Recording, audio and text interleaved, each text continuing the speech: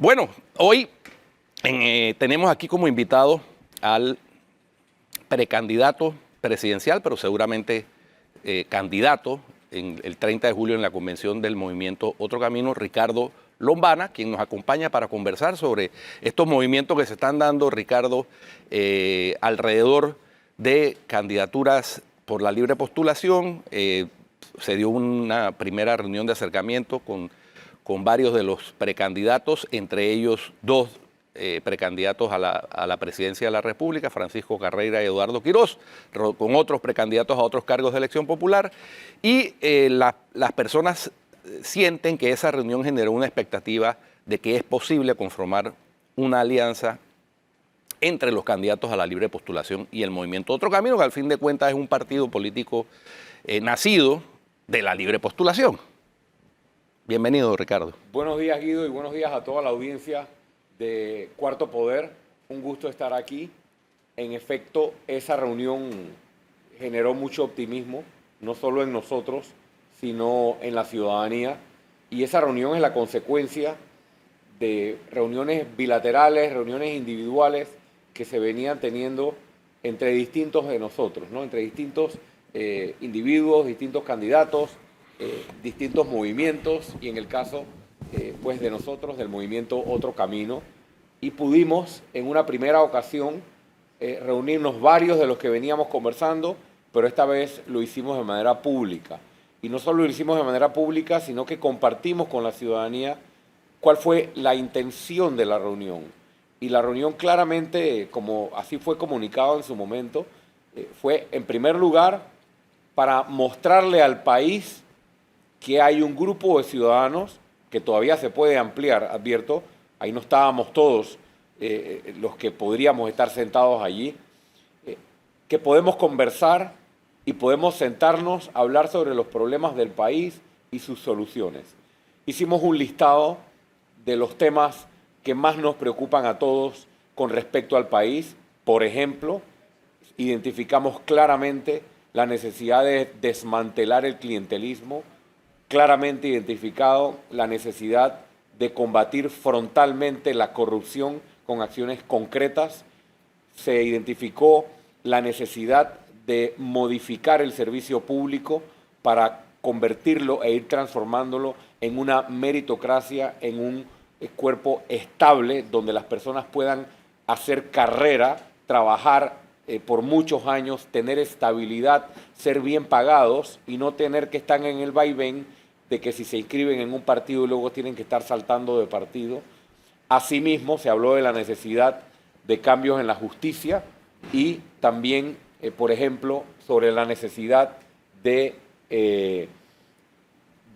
modificar o hacer modificaciones que tengan que ver con la lucha contra el desempleo, que existe un alto desempleo en este momento en la República de Panamá y que ese desempleo tiene que ser atacado con medidas concretas y agresivas una vez se llegue a un gobierno en el que pudieran estar representadas las personas que están allí. Y quedamos también en implementar medidas específicas, es decir, como nos vieron, un par de días después estuvimos en la Fiscalía de Cuentas y tuvimos también en la Fiscalía Electoral con acciones concretas que fueron discutidas ese día que nos reunimos para mostrarle a muchos panameños que no se tiene que estar en gobierno para poder incidir con cosas concretas contra todo lo que está pasando en nuestro país, por ejemplo, los fondos de la descentralización y muchas otras cosas. Y próximamente nos vamos a estar reuniendo nuevamente porque la idea es mantener esta comunicación e ir ampliando el grupo y ver la posibilidad de unificarnos en un solo bloque electoral, es decir, la posibilidad de unificar al bloque independiente y a muchos panameños que pensamos que esta situación no puede seguir así y hay que transformarla de cara pues a la elección del 2024. Bueno, interesante porque esos mismos planteamientos, muy parecidos planteamientos, está haciendo por su parte con el Partido Popular el expresidente Martín Torrijos. Y entonces la gente se pregunta, ¿hay espacio para una alianza que incluya también, por ejemplo, al Partido Popular y al expresidente Martín Torrijos? ¿O eso no se ha considerado por parte del movimiento Otro Camino y este grupo de de precandidatos por la libre postulación. Nosotros no estamos ahora mismo considerando y pensando en alianzas con ningún partido político y con ningún otro candidato presidencial. Creo que lo importante en este momento es invitar a esas figuras presidenciales y a esos aspirantes a que se unan a la lucha. Por ejemplo, el señor Torrijos y cualquier otro aspirante presidencial pudiera estar hoy emprendiendo medidas concretas. Hoy es muy fácil hablar, Guido, es muy fácil hacer un video y expresar en sentimientos y en intenciones lo que quieres hacer. Antes de hablar de alianzas, que nos acompañe y nos acompañen y los invitamos a detener lo que está pasando con la descentralización con acciones concretas, donde hay, por ejemplo, un miembro del PRD o un ex miembro del PRD en la Contraloría General de la República, permitiendo este gran derroche de fondos públicos. Hay que detener la utilización de fondos de la descentralización para actividad política y hay que solicitar que se investigue, y para eso fuimos a la Fiscalía Electoral, donde hay otra persona vinculada al PRD. Entonces, ahí pongo un ejemplo. Si el expresidente Torrijos realmente está decepcionado del PRD y de lo que el PRD ahora representa, aquí está la oportunidad para emprender acciones concretas, no de palabras, para paralizar, detener y que se investigue este desfalco multimillonario por parte del partido PRD, al cual él todavía pertenece. Y yo siempre pongo el ejemplo de Leonor Calderón. Leonor Calderón es una figura que perteneció por más de 30 años al PRD, hoy está con el movimiento Otro Camino, como están otros panameños que han pertenecido a partidos políticos, porque hay muchísima gente valiosa en los partidos, pero ella hizo una carta, renunció al PRD y dijo, esto ya no me representa y vamos a combatirlo. Entonces, yo creo que hay que mostrar, Guido, que nos acompañen a combatir el contrato minero, en el cual varias personas de este grupo hemos expresado nuestra postura, que nos acompañen a detener el sangrado que hay en la Lotería Nacional de Beneficencia, que la usan como cuota política, que nos acompañen en acciones concretas, por ejemplo, en su momento, y ahora se podría insistir con respecto al contrato de Panama Ports Company y otras acciones. Antes de hablar de alianzas electoreras o de cara a la elección, el país reclama ver compromisos y acciones concretas de que se está dispuesto a enfrentar el sistema. Porque yo he escuchado a mucha gente decir que está contra el sistema, en Twitter o en videos o en entrevistas. Y no los he visto accionando absolutamente nada, teniendo la oportunidad para hacerlo. Yo lo dejaría hasta allí y en el camino vemos quién o quiénes le muestran al país, no a Otro Camino y a los independientes, que están realmente comprometidos, pero no de palabras. Señor Lombana, yendo un poquito más a lo que va a enfrentar quien ocupe el solio presidencial en los próximos 5 años a partir de junio del 2024, uno de los retos más importantes, sin duda alguna, es el de reactivar la economía para generar que haya una disminución en las tasas de desempleo, porque ahora mismo el desempleo en todas las encuestas que se hacen, que se divulgan o no, marca como la preocupación más importante de la familia panameña. Pero también, ahí casadito con eso, va el tema del programa de invalidez, vejez y muerte, que durante los últimos 10 años se ha dejado, de los últimos 15 años prácticamente, 19 años, perdón, 14 años, se ha dejado tal como quedó después de la reforma del 2005. Y eso, según todos los estudios actuariales, va a producir que se genere una iliquidez en el fondo de reserva para pagar las pensiones a partir de agosto del 2024. Esos dos retos, ¿cómo pretende enfrentarlos Ricardo Lombana de ser favorecido con el voto popular en las elecciones del 2024? En primer lugar, Guido y estimada audiencia, cuando eres presidente de la República y llegas a administrar los fondos de los panameños, tienes que administrarlos responsablemente para atender las prioridades. ¿A qué me refiero? A que nosotros vamos a administrar el presupuesto general de la nación para redirigirlo luego de recortar gastos innecesarios a lo que hoy es prioridad.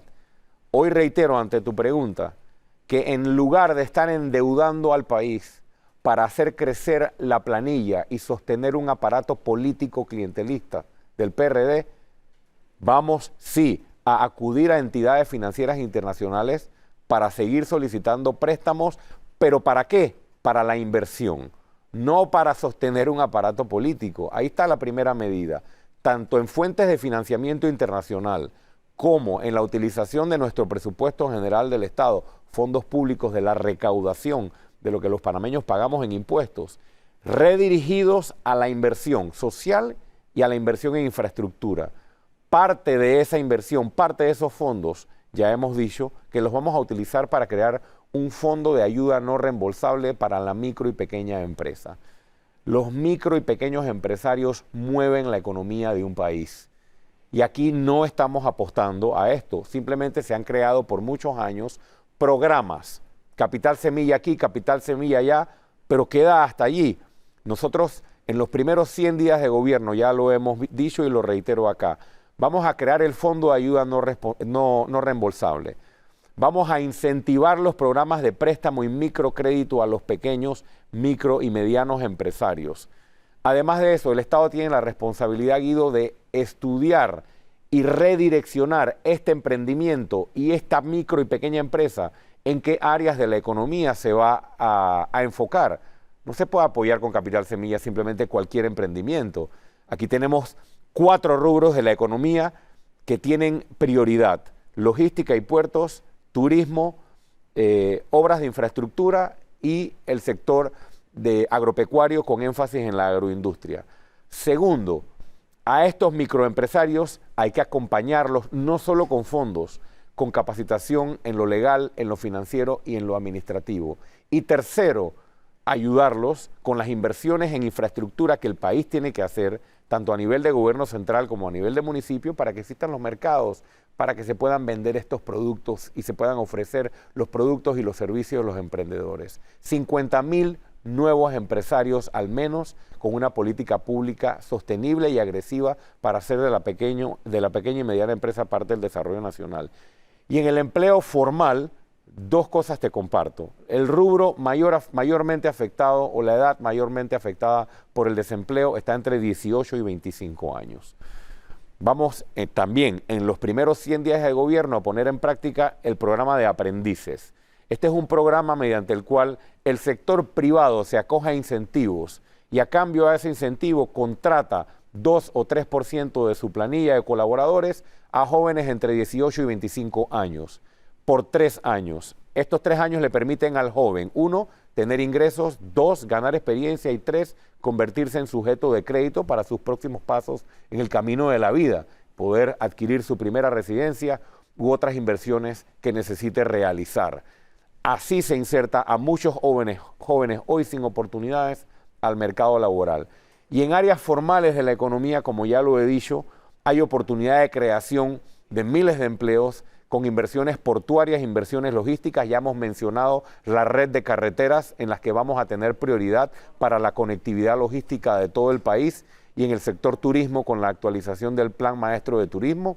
Y por último, en obras de infraestructura hay más de 20 obras todavía paradas, Guido, de administraciones anteriores. Estas obras inmediatamente reactivan la economía y generan empleo, y vamos a llevar a la Asamblea una ley para incentivar la inversión en plantas agroindustriales, donde hay gran oportunidad para el mercado panameño y el mercado de exportación. Sobre el programa de IBM, no sé si me quedé ya corto de tiempo, pero también podemos hablar de eso en esta ocasión o en otra ocasión, en la siguiente pregunta. Solamente te digo que no puedes pedirle sacrificios a la población con aumento de edad de jubilación o aumento de cuota obrero patronal si primero tú no eres un buen administrador de la Caja de Seguro Social. Hablemos las cosas claras. ¿La plata no alcanza? Sí, la plata no alcanza, pero la plata ha sido mal administrada y la Caja ha sido mal administrada, para no decir saqueada, por gobierno tras gobierno que la usan como botín político. Entonces, cuando yo sea presidente de la República, si así lo decide la ciudadanía, lo primero que vamos a hacer, y ya estamos buscando los mecanismos, Guido, para que la junta directiva de la Caja de Seguro Social asuma su rol y el director de la Caja asuma su rol. Y si no están dispuestos a asumir su rol de ser buenos administradores de la Caja de Seguro Social, entonces que presenten su renuncia y pongan su cargo a disposición para darle paso a panameños en esa junta directiva y en la administración de la Caja que sí quieran administrarla en función de la población panameña. Y en segundo lugar, necesitamos reformas legales importantes a la ley de la Caja de Seguro Social, sobre todo para poder flexibilizar sus inversiones. Muchos panameños no saben, por ejemplo, que la Caja de Seguro Social cuenta con activos, cuenta con patrimonio, pero poco puede hacer con sus activos y su patrimonio porque está atado de manos. La Caja de Seguro Social tiene inmuebles valiosísimos y no les saca provecho, les cuesta más el mantenimiento de los mismos, en vez de estar pensando en hacer inversiones, en hacer desarrollos inmobiliarios, en asociarse incluso con consorcios turísticos para hacer proyectos que puedan generarle réditos a la Caja de Seguro Social y a la nación. Ni hablar de las inversiones en la Caja de Seguro Social que también están limitadas en el porcentaje o en las tasas, en los intereses que pueden tener como retorno. Hay muchas medidas, Guido, que se pueden implementar para que la Caja de Seguro Social pueda tapar el déficit, específicamente el programa de IBM. Y si vamos a hablar de medidas paramétricas, yo creo que una de las cosas que se puede explorar, y la hemos estado explorando nosotros, es que voluntariamente el asegurado, voluntariamente el pensionado, voluntariamente el que se va a jubilar, pueda decidir si quiere mantener su edad de jubilación o se quiere acogerse a un programa mediante el cual trabaja más años y tiene otros beneficios adicionales, pero que sea voluntario. Esa es una alternativa y con esa configuración de distintos elementos no se tiene que tocar la edad de jubilación ni se tiene que tocar las medidas paramétricas. Lo que sí se tiene que tocar es la mala administración de la Caja de Seguro Social, que ha sido realmente administrada a espaldas y en detrimento del pueblo panameño. Ahora que mencionaba Ricardo lo de la mala administración, recordaba que hace un año, o sea, mañana hace un año, el 27 de junio del año 2022, se anunció por parte de la Caja del Seguro Social el programa Medixol para combatir el desabastecimiento de medicamentos. Y un año después anuncian que van a hacer un censo para ver cómo se implementa el programa Medixol. A propósito de mala administración, lo traigo como un dato anecdótico, ¿no? Un año ha pasado y ese programa no se ha ejecutado. No solo no se ha ejecutado, Guido, sino que fue un cuento desde el principio. Y eso me da la oportunidad también de hablar de lo que vamos a hacer con los medicamentos, Guido. Ese cuento de medicinas gratis hay que verlo con lupa. Es muy fácil decir medicinas gratis o si no hay en el seguro, ve a la farmacia que te la dan gratis. Ojo, panameño, estos son medicamentos que ya tú pagaste por ellos, o a través de tus cuotas, o a través de tus impuestos, o tu derecho por ser ciudadano, porque la salud es un derecho, no un negocio. Entonces, qué fácil es decir, si no hay en la caja, ve a la farmacia y te la damos gratis. Si tú quieres, si queremos seguir con eso, seguimos garantizándole el negocio a ciertos grupos mientras no se atiende el problema central del panameño, que es la falta de acceso a medicamentos cuando va a la Caja de Seguro Social. Yo le pregunto, te pregunto, Guido, le pregunto a todos los panameños, ¿por qué Panamá no ha hecho, o la Caja de Seguro Social no ha hecho, lo que han hecho otros gobiernos de Centroamérica, que es utilizar mecanismos regionales, como el Comisca, por ejemplo, y otros mecanismos mediante cuales el Estado panameño puede hacer una compra especial y abastecer el mercado de medicamentos, el mercado de la Caja de Seguro Social me refiero, en poco tiempo, en menos de 2 meses se puede abastecer la Caja de Seguro Social a buenos precios con la mayoría de los medicamentos del cuadro básico para que tengan acceso los panameños en la caja. ¿Esto por qué no se hace? ¿Por qué simplemente se sale siempre con esto de que si vas y no hay, ve a la farmacia? Eso es un cuento y además no le conviene al Estado, porque después el Estado tiene que pagar a precio de farmacia esos medicamentos, cuando puede obtenerlos de manera más económica utilizando mecanismos como estos. Eso es lo que vamos a hacer en los primeros 100 días de gobierno. Además de eso, las farmacias comunitarias, Guido, están previstas en la ley de medicamentos y han quedado de adorno. Se pueden establecer en puntos neurálgicos, en puntos de alto tráfico o de alta densidad de población en distintas provincias para el acceso a medicamentos. Tercero, la importación paralela. la modernización de farmacia y droga. Nosotros hemos planteado desde la campaña anterior la creación de la Autoridad Nacional de Medicamentos para lograr la eficiencia, la independencia de un ente profesional que apruebe rápidamente los permisos y los registros sanitarios para que aquí también pueda haber competencia. No puede haber un control solamente de ciertos importadores porque eso ayuda en el control de los precios y lo pone rígido. Hay que abrir a competencia para que pueda mejorar el precio en la privada, atendiendo el problema que hemos dicho en la pública. Y termino con el incentivo a la industria local de medicamentos. En Panamá se fabrican medicamentos, a veces olvidamos esto, y es una industria muy golpeada que tiene que ser incentivada y además continuar con la iniciativa del hub farmacéutico para atraer a las farmacéuticas de talla mundial a que importen y reexporten desde Panamá. Hay muchas medidas, Guido, que se pueden tomar, pero es muy fácil hacer una propaganda, hacer comerciales, gastar plata en vallas publicitarias. Recuerden, ojalá pudiéramos tener el número, todo lo que se gastó en publicidad del programa Medixol, cuando se anunció. Y aquí está el programa Medixol sin rendir frutos. Y además escucho a otros candidatos hablando de que van a seguir el programa Medixol que no funciona. Hay que arreglar el problema de la Caja de Seguro Social. No se han atrevido por 30 años. Los mismos que por 30 años no se han atrevido, hoy te dicen que van a solucionar el problema. Nosotros sí nos atrevemos y lo vamos a enfrentar una vez estemos en gobierno. Bueno, muchas gracias, Ricardo. No será la última vez que lo tendremos aquí. Me dicen que Ricardo continúa con nosotros. Muy bien.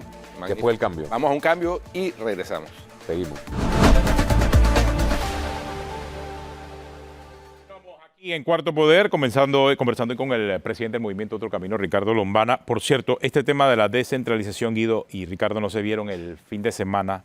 Salió que la fiscal general de cuentas ya solicitó formalmente al Contralor que inicie una auditoría a los fondos que ha manejado la Autoridad Nacional de Descentralización. No sé ustedes cómo lo ven, Guido, Ricardo. Bueno, yo creo que es positivo que haya tenido... Por lo menos se dio ese paso, ¿no? Sí, haya tenido la reacción ante la solicitud que le hicieron Ricardo y otros precandidatos por la libre postulación.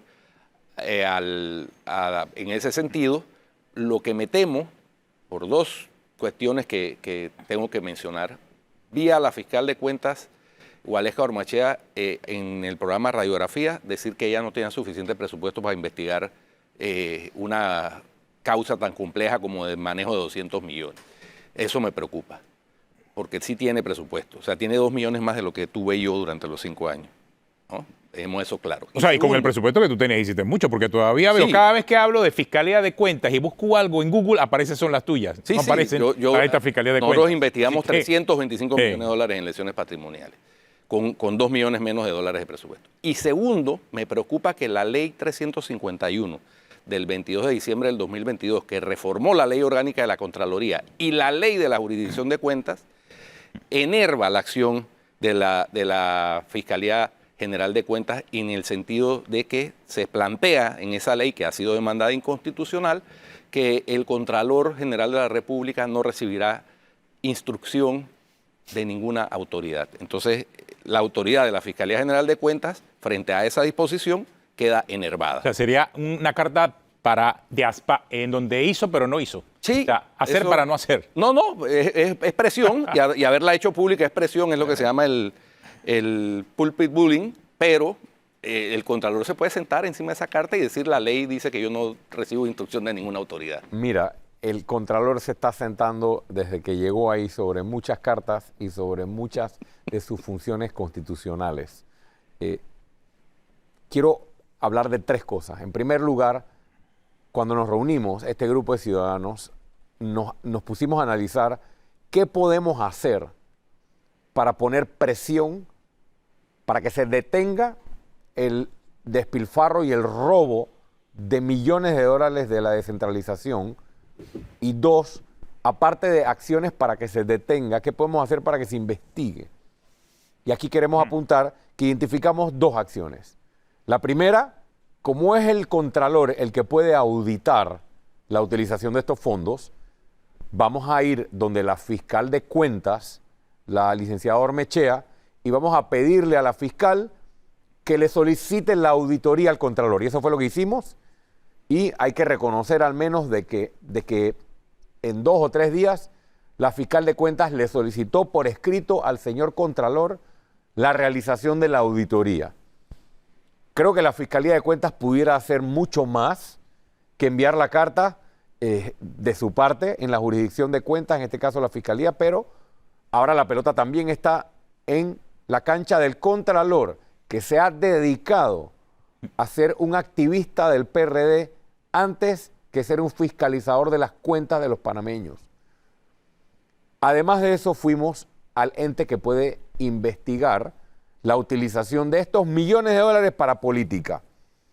Y fuimos a la Fiscalía General Electoral. ¿Y allí qué hicimos? Le preguntamos y le pedimos al fiscal electoral, quien nos recibió en esa reunión, que nos hiciera una lista de las investigaciones que ya estaban abiertas o cuáles había hecho para llamar al banquillo a quienes han utilizado, a las autoridades que han permitido la utilización de estos fondos para la política. No nos sorprendió la noticia o conocer en dicha reunión de que no hay ninguna investigación o por lo menos ningún paso que se haya dado para investigar la utilización de los fondos. ¿A dónde quiero llegar? A que no solo hay que poner presión en las autoridades que están encargadas de velar por los dineros nuestros, dinero de las medicinas, de la seguridad, de las escuelas que se están cayendo, de los centros de salud que se están cayendo, de tantas necesidades que tiene el panameño, medicamentos para el oncológico, por ejemplo. Hay que poner la presión. Pero cuando nosotros lleguemos a gobierno, si así lo deciden los ciudadanos, y hay que hablar de esto, hay que activar los mecanismos para sacar a estas personas de los cargos si no cumplen con su obligación constitucional. Y allí es donde viene la importancia de renovar la Asamblea Nacional. Porque hay algunos de estos funcionarios que solamente pueden ser removidos por la Asamblea Nacional.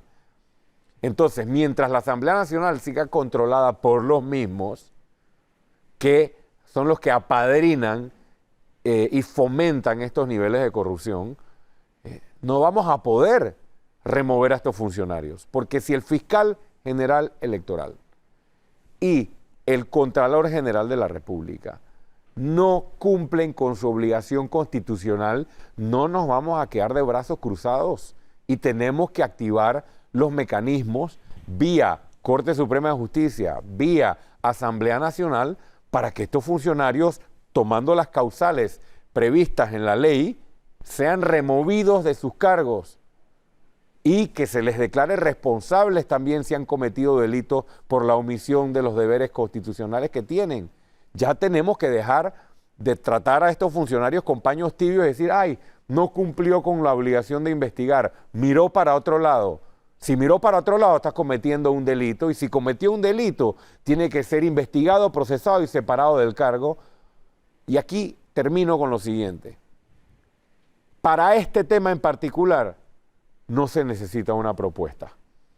Aquí se necesita remover de los cargos a quienes no cumplen la ley y designar en la Contraloría General de la República y designar en la Fiscalía General Electoral a panameños y panameñas que vayan a defender los intereses de una nación y los intereses de los panameños. Para hacer esas designaciones no necesitamos una propuesta, necesitamos que haya un gobierno que entienda que la plata es de todos y hay que cuidarla. Y eso es lo que no ha entendido el PRD y lo que no han entendido varios de los partidos que han gobernado, porque se repite la historia.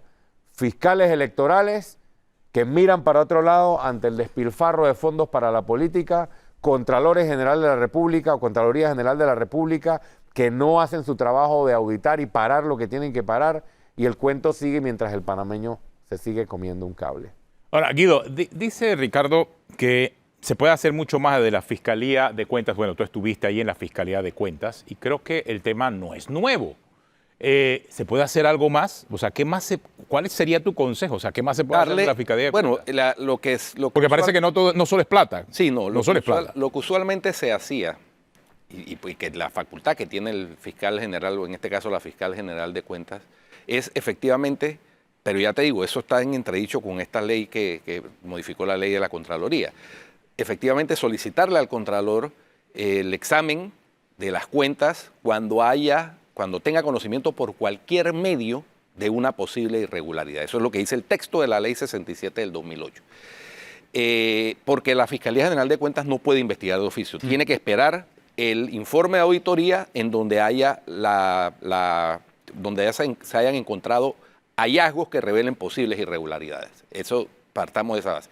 Pero lo que sí puede hacer es darle seguimiento, que es lo que usualmente hacíamos. O sea, nosotros le solicitábamos al Contralor, a la Contraloría, un examen de auditoría. Si no nos contestaba, le dábamos seguimiento y hacíamos la presión a través de los medios. Eso molestaba mucho al Contralor, por supuesto, pero es que... La presión moral. Así es, pero es que es la única manera que una institución como la Fiscalía General de Cuentas, que no puede iniciar investigaciones de oficio, pueda hacer valer su autoridad, porque al fin de cuentas es una autoridad, por más limitada que esté para iniciar investigaciones de oficio. Pero aquí hay algo más, aquí está la parte política también, y no sé si ustedes han llevado el caso también a la Fiscalía Electoral, porque esos 200 millones están causando una distorsión a favor obviamente del partido en el poder y en contra de todos los que van retando en oposición y por la libre postulación. O sea, no sé si han pasado por la Fiscalía Electoral. Mira, a mí me están investigando ahora mismo por haberme puesto un suéter que decía Lombana en los culecos. Y sí, por la utilización, sí. Sí me puse un suéter que decía Lombana. No decía vota por Lombana, no decía nada. Decía Lombana. En eso está la Fiscalía Electoral. Y hay un expediente abierto. Imagínate. Y me han ido a notificar a la oficina.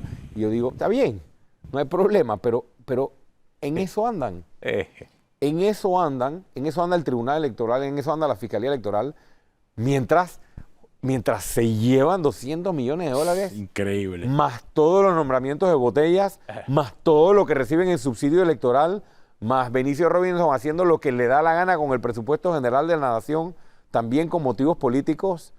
La fiesta es multimillonaria, la estamos pagando todos los panameños. Entonces, fuimos a la Fiscalía Electoral, sí hemos ido, sí nos hemos quejado, porque el terreno es completamente desigual, Atenógenes. Claro. O sea, es desigual, estamos combatiendo y peleando un sistema, y en el caso nuestro como partido nuevo, hay gente que cree, mire, y vuelvo a aclararlo una vez más, porque la gente a veces escucha y se va creyendo las cosas. La gente cree que a mí me dieron dinero de subsidio por la elección anterior, por la cantidad de votos que saqué como candidato independiente. Cero centavos me tocaron. A mí no le dan plata a los candidatos, solo le dan plata a los candidatos independientes que logran ganar la elección. A mí no me dieron ni $1. Y como partido nuevo, tampoco tenemos subsidio. Todo el proceso de estos 4 años de inscribir el partido en pandemia, de organizarlo, de estructurarlo, de hacer nuestras actividades y demás, no es con subsidio. Entonces, o sea, que le dieron más alianza, que sacó creo que 23,000 votos versus los 380 y pico mil. Varios millones. Sí, ¿no? El sistema es desigual. Totalmente. ¿Cómo se cambia el sistema? Primero, en la Comisión Nacional de Reformas Electorales, donde también los partidos tradicionales han tenido mayoría y no empujan estos cambios. Y además en la Asamblea Nacional, para eso se necesita cambiar la Asamblea Nacional, porque allí se cambiarán las reglas del juego, con todo el apoyo del órgano ejecutivo en su momento, que impulsará el cambio de las reglas del juego, para que no estemos en esto. Pero yo creo que lo mínimo que se puede hacer es pedirle al fiscal general electoral, que tiene una última oportunidad de reivindicarse frente a la nación y demostrar que está allí para hacer cumplir la ley, al igual como Guido dice, de la fiscal general de cuentas. Ahí está la plata. A nadie que está hoy pidiendo y rogando por medicamentos, sea en el oncológico, sea en cualquier entidad hospitalaria, pacientes de diálisis, jubilados, programas prioritarios para los que hoy dicen que no alcanza la plata, inversiones para las cuales supuestamente no hay plata. A nadie le pueden decir, mirándolo a los ojos, que no hay plata. Plata hay, pero se la están robando y no existe nadie que haga nada para parar el robo. ¿Quién puede parar el robo? El robo lo puede parar la Fiscalía Electoral, el robo lo puede pagar el Contralor General de la República y el robo también lo puede parar el Procurador General de la Nación. Todo el mundo mirando para otro lado, mientras los panameños no tienen recursos. ¿Hasta cuándo vamos a permitir esto? Cambiemos el sistema, cambiémoslo desde adentro, y por eso insto a los panameños a la participación política y a darle el voto en las próximas elecciones a la única opción nueva, alternativa, que está dispuesta a romper este sistema, que nos ha sangrado por 30, 40 años. Oye, ahora que mencionábamos a Dilio Arcia, yo curioseando aquí en internet me encuentro con un documento en donde él plantea sus objetivos como fiscal general electoral y dice así: garantizar y actuar con apego a los principios legales y constitucionales a fin de realizar labores de prevención y persecución de los delitos, faltas electorales o cualquier otra situación que atente contra la consolidación de la democracia y emitir opinión sobre el ejercicio de los derechos políticos de los ciudadanos, según sea el caso, ante el Tribunal Electoral. El papel aguanta todo, dirán algunos. Claro, porque la Fiscalía Electoral debe jugar un rol importante ante estas denuncias que se están presentando, más allá de los temas financieros, de dónde salió la plata, es el uso que se le está dando en materia electoral a esos recursos y las diferencias ya comprobadas que existen entre diferentes corregimientos. O sea, no es posible que algunos corregimientos en campaña este año y solamente de primarias hayan recibido 4 y 5 millones de dólares entre los meses de abril y mayo, a pesar que el director de la descentralización dice que es todo lo contrario. Que y te voy a poner un ejemplo, Atenógenes. Yo ayer estaba caminando por San Miguelito y el sábado también, y estamos siempre en actividad política, y te voy a poner el ejemplo de qué es lo que ocurre. Que tú llegas a veces a una casa o a un hogar y la persona que tiene necesidad te dice: oiga, señor Lombana, lo que pasa es que por aquí pasó tal político y él sí me ayuda porque me dio $100. Yo, señora, entiendo que usted tiene necesidad y nosotros también queremos ayudarla, pero qué fácil es hacer política repartiendo plata ajena, plata que no es tuya, plata que la utilizas sin ningún tipo de control, la mitad te la llevas para tu casa porque se la embolsillan y luego las migajas, como le dije a la señora, las migajas se las reparten al pueblo para querer manipularlo y hacerlo pensar que los quieren ayudar y lo que quieren es mantenerlos tranquilitos para seguir seguir robándose el botín, que es la gran bolsa. Mira lo que dice la señora, me dio. Sí, porque ella piensa que es que él lo sacó de su bolsillo. Claro que lo piensa porque eso es lo que le dice la persona. El politiquero va y le dice: esto es una ayuda mía, sí. Pero es dinero público que se está utilizando para hacerle ver a la población, y como la población tiene necesidad, la gente toma el dinero y definitivamente compra sus medicamentos o compra su necesidad. Mientras esa sea la forma en que manipulan a la población con migajas, en vez de resolver el abastecimiento de medicamentos en el sistema público o el sistema de drenajes o el sistema de recolección de desechos o de basura, que es lo que tiene la población de San Miguelito contra la pared, seguirán la política de los $20, los $50, los $100, y ya demostramos en la elección pasada que sacamos casi 400,000 votos, que hay muchísimos panameños que ya se cansaron de que les den migajas para que se roben millones. Pero esa es la desventaja a la que nos enfrentamos. Esos millones de dólares son para eso, en gran medida, menos lo que se llevan para su casa, y eso crea una situación de desventaja, sobre todo cuando no hay árbitro que le ponga un alto a esto. El árbitro también anda por otro lado. A pesar de las evidencias que hay, porque hasta el propio director del presupuesto de la Nación, Carlos González, confesó que fue a solicitud de diputados la asignación de estos fondos de la descentralización paralela. Los diputados, a discreción de los diputados, se asignan millones para la descentralización. A discreción de los diputados se infla la planilla estatal con miles y miles y miles de copartidarios convencionales, delegados, y algunos de ellos que no trabajan y cobran. A discreción de los diputados se asignan los cupos de taxi, a discreción de los diputados se asignan las becas, a discreción de los diputados se otorgan libretas de lotería, a discreción de los diputados se controla un presupuesto de más de 20,000 millones de dólares. Estamos siendo saqueados frente a nuestros ojos y tenemos que detener la situación antes de que nos quedemos sin país. Ricardo, tenemos una pausa. Regresamos aquí en Cuarto Poder. Continuamos aquí en Cuarto Poder. Hoy hemos estado conversando con Ricardo Lombana, presidente del Movimiento Otro Camino. Dice que se siente un panelista más. Pero es que son los temas recordando nacionales. Viejos tiempos. Son los temas nacionales que en este momento, y tú estás viviendo eso desde el otro lado, ¿no? Una cosa es que podamos nosotros opinarlo, pero tú estás viviendo eso en carne propia, constituyendo un partido político, haciendo las reuniones necesarias, viendo de qué forma estos instrumentos que deben ser el contrapeso del poder no necesariamente están cumpliendo su función, y ese es el punto, porque la pelea no es justa entonces.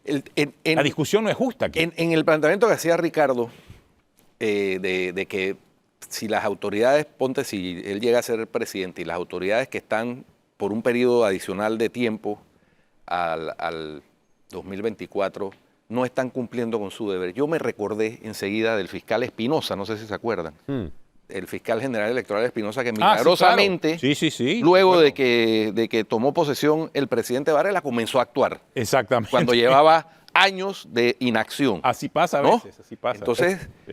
esos casos se dan. Es que hay que pensar, hay que pensar en las soluciones. Pongamos el ejemplo de la empresa privada, aunque el gobierno es muy distinto. Si tú tienes una empresa privada y el departamento de tesorería, contraloría, todo lo que son controles, no cumplen con su obligación y se pierde la plata, ¿qué le pasa al contralor de esa empresa y al tesorero de esa empresa? Son inmediatamente votados y son investigados. Eso pasa en cualquier empresa privada. Pero tenemos la empresa más importante de todos los panameños, que es nuestra nación, con presupuestos que ya superan, creo que cifras récord, por arriba de 20.000 millones de dólares. Y resulta que aquí el Departamento de Tesorería, el Departamento de Contraloría, el Departamento de Fiscalización y el ente investigador, ninguno cumple con su rol. La plata se pierde y a nadie lo votan, sino que lo patrocinan. Entonces, si yo aspiro a ser presidente de la República, yo tengo que hablar de las soluciones. Y si esos señores están en sus cargos cuando yo sea presidente, si así lo decide el país, vamos a buscar los mecanismos para investigarlos, para presentar las denuncias y que sean declarados responsables y sean removidos de sus cargos. No queda de otra. La gente puede preguntar, bueno, ¿cuál es su propuesta para detener esto? Es que la ley es clara, la ley se está violando. Para esto en particular no necesitamos una propuesta. Si la ley y la Constitución se están violando, necesitamos funcionarios que la cumplan y que si no la cumplen, sean removidos de sus cargos. Lo que pasa es que para remover no es tan fácil como en la empresa privada decir, está votado. Claro. No, acá requiere un poco. Acá requiere un proceso a veces de la Asamblea Nacional, acá requiere un proceso ante la Corte Suprema de funcionarios, Justicia. Y si está tapando acciones de la Son Asamblea. funcionarios aforados. Por eso es que hay que cambiar la Asamblea para tener los votos necesarios, no solo para remover a estos funcionarios y hacerlos responsables frente a la ley, sino para designar al próximo contralor y a la próxima Contralora General de la República, porque adivinen qué, se designa por los votos de la Asamblea Nacional. Y si sigue Benicio y compañía y todos estos sinvergüenzas en control de la Asamblea Nacional, tendrán un contralor a beneficio de los sinvergüenzas. Si necesitamos cambiar la situación, necesitamos votar por diputados distintos. Y nosotros estamos presentando desde el movimiento Otro Camino y muchos candidatos independientes están presentando opciones para renovar la Asamblea Nacional y poder colocar en la Contraloría General a alguien que detenga esta situación. Tan sencillo como eso. Lo demás es hablar sobre las bonitas intenciones. No, y tú acabas de dar en el clavo. Hay que entender que cuando se habla de blindaje de muchos políticos, nos referimos específicamente a esto, que ante las acciones o la falta de acciones es muy difícil destituir si no pasa por la Asamblea, pero es que muchas de esas acciones que el funcionario está tapando terminan y comienzan en la Asamblea de Diputados. Esto funciona así. El Contralor necesita los votos de la Asamblea.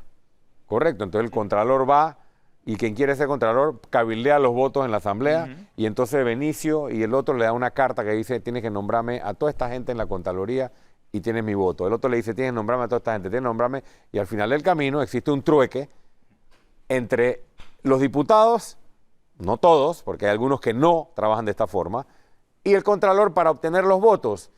Y adivinen qué, el que paga el precio de ese acuerdo es el pueblo, porque gracias a ese acuerdo se siguen robando los millones de dólares que son para tus medicinas, para tu jubilación, para tus escuelas, para el nuevo oncológico y para todas las cosas que están pendientes. Hay que parar esto porque la plata existe, pero se la están robando. Y se la están robando con los árbitros comprados.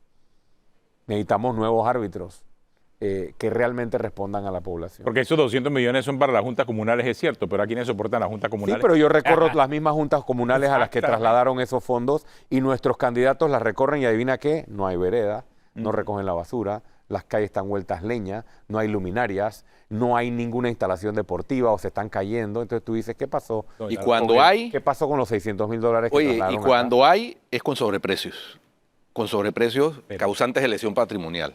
Es que es la triste realidad, desafortunadamente. Muchas veces tenemos que entender que la lucha anticorrupción sí requiere de ciertas reformas legislativas y requiere de una modificación constitucional, pero solamente colocando en el cargo, desde el presidente de la República hacia abajo, a personas firmes contra la corrupción, habremos hecho más de la mitad del trabajo porque se estaría parando esta fiesta, pero dependerá de los ciudadanos si quieren seguir manteniendo a los mismos de siempre o quieren darle una alternativa al país que detenga el sangrado. Estos fondos de descentralización, yo exhorto a todos los aspirantes, tanto del movimiento Otro Camino, así como lo hemos hecho, como aspirantes independientes, y a la propia ciudadanía que está en cada una de estas juntas comunales y reside en esos pueblos, se acerque y pida cuentas a la Junta Comunal